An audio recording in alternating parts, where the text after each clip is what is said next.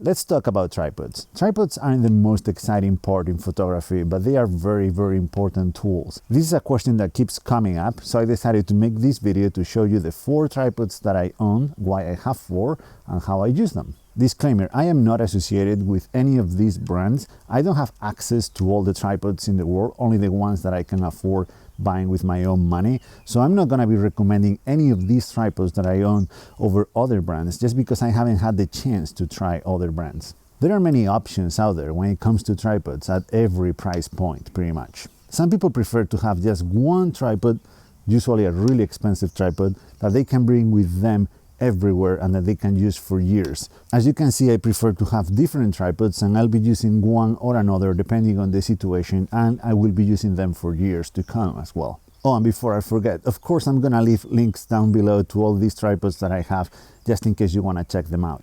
You might be wondering why I keep saying that I have 4 tripods when you can only see 3. Well, you might have missed this one. This is a teeny tiny one. I bought this one in Chicago. I bought it for my phone initially because I wanted to capture some time lapses of the city. I bought it at Central Camera Store or something like that. It's a very cool camera store in downtown Chicago. It was very inexpensive. It came with a holder for the phone. I try to use my phone as little as possible these days in the field because it's rather old and the battery doesn't last that long. So I'm using this tripod with my GoPro. And this makes for an amazing combo that I just can throw in my backpack and don't even realize that I have it with me because it's so light. This is what I use when I want to go really light. Digital camera on one hand for stills and the GoPro with this tripod on the other one for vlogging and video, so I can both make videos for this channel and still be able to make images. It's stable. I like it better than the Gorilla Pod. I used to have a Gorilla Pod that it was this size. You'll see that I have a love-hate relationship with Gorilla Pods, more on the hate side of things since I own this little guy. It's pretty amazing. You can adapt it and adjust it to uneven surfaces, the legs, and you can even attach it to just trees, branches, benches, whatever you can find to put it on. So yeah, totally recommend it. I think I paid 10 bucks, 15 bucks for this thing. I couldn't find it on Amazon, but I'm gonna try to leave a link down below to something similar to this. Totally recommended. Let's move on to the second tripod. This is a Fotopro FY583.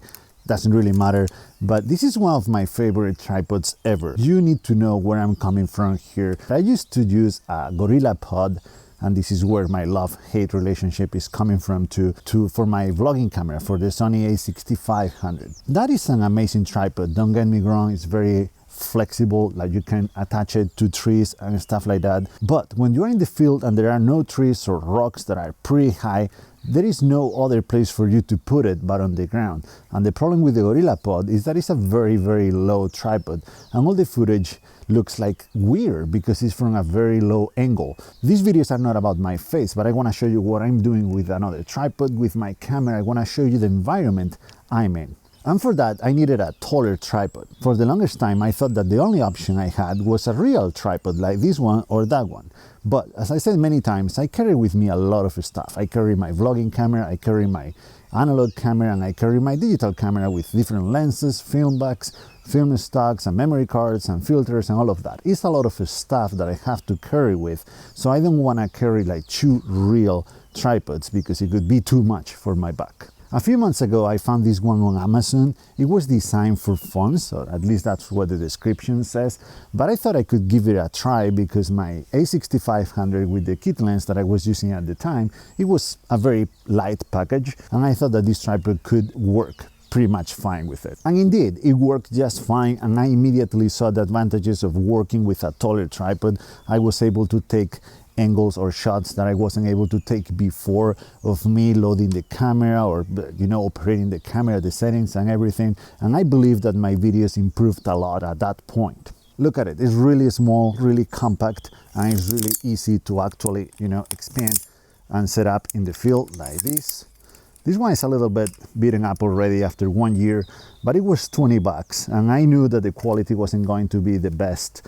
But you know, if I have to replace it once a year, I would be fine with that, because it really helps me making these videos much better than they were before. Now, I'm not responsible if you decide to go for this tripod to use with your camera. As I said, the build quality is not the best, and this is not the most stable tripod. I've used it in windy conditions and it was just fine, but you have to be careful and mindful of where you are placing the tripod and making sure that the surface is stable and even, more or less. I've used it for stills as well. It's something that you can always bring with you, even if you're not planning on going shooting or something, just in case. And yeah, it's really helped me taking long exposures at night with my regular digital camera. Okay, let's move on and talk about the real tripods. This is the Manfrotto BeFree. It's the 3 pounds or 1.36 kilos, including the ball head. It's 150 bucks, and the max height with the column, it has a center column here, with the column extended, is 57 inches or 1 meter and 44 centimeters. It can support cameras up to almost 9 pounds or 4 kilos. So this tripod, this is the third copy that I have of this tripod.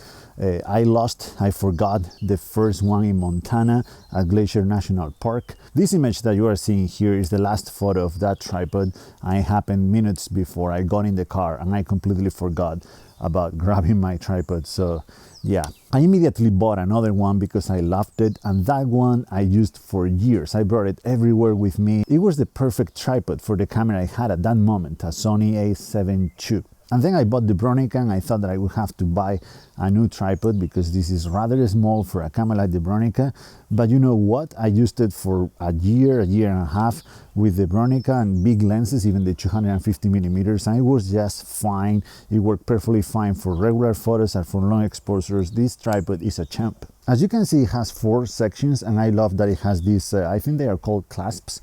And I love this. I prefer that to over the ones that you twist, because they have just one position and you know it's secure and it's not gonna sink or anything like that.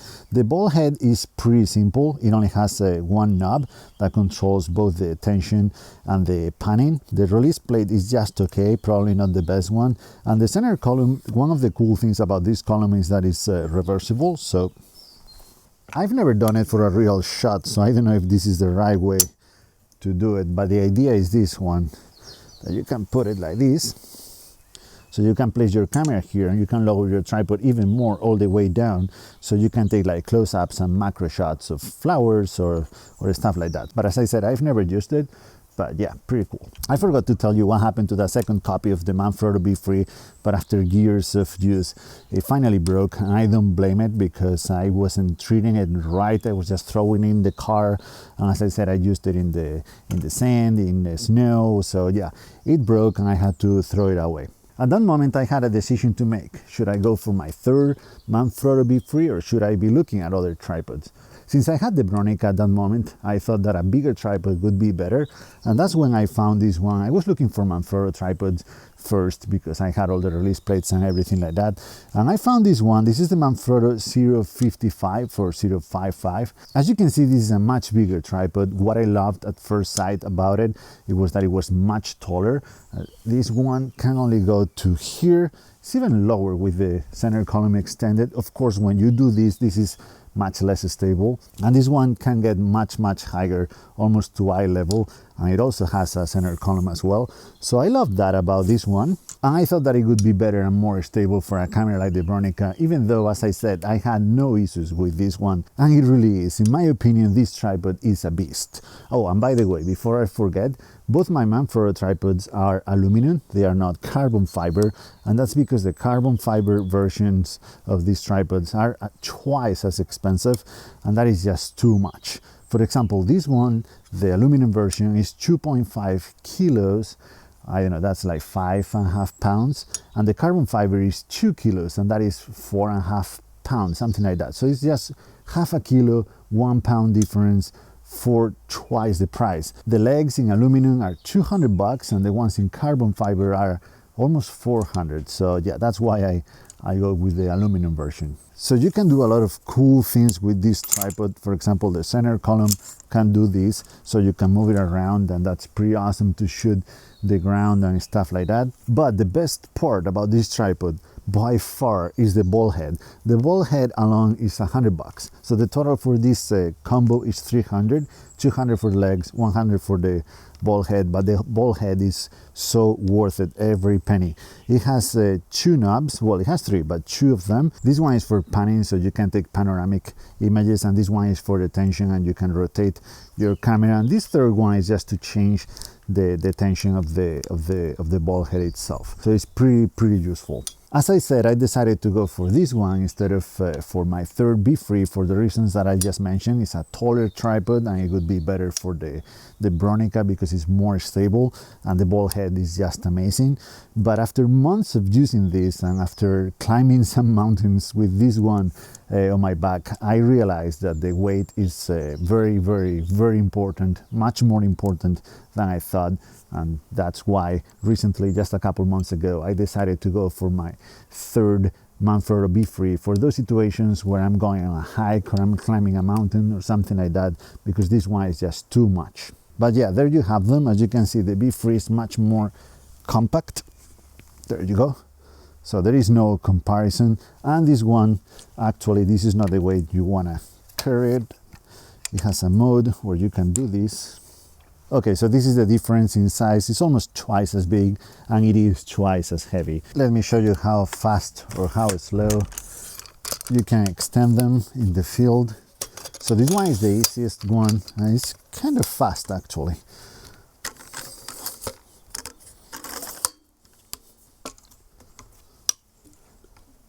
Now this one takes a little bit longer because, as I said, it has more sections, and you have to adjust these things here to the position you want, and then put the center column down.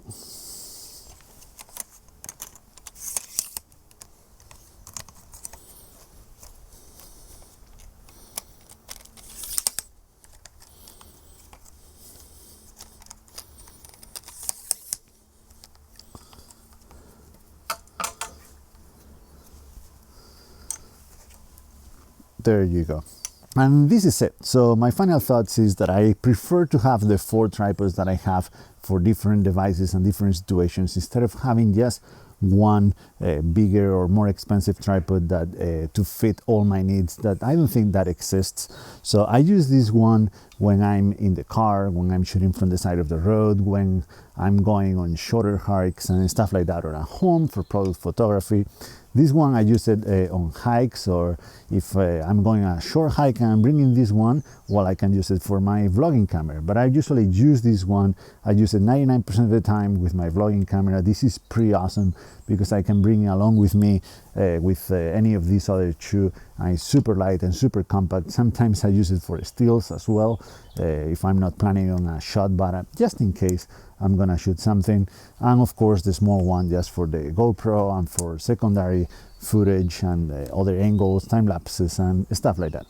And yep, hope this video was helpful to all of you. If you have any question, please leave a comment down below. Thank you so much for watching, and see you in the next one.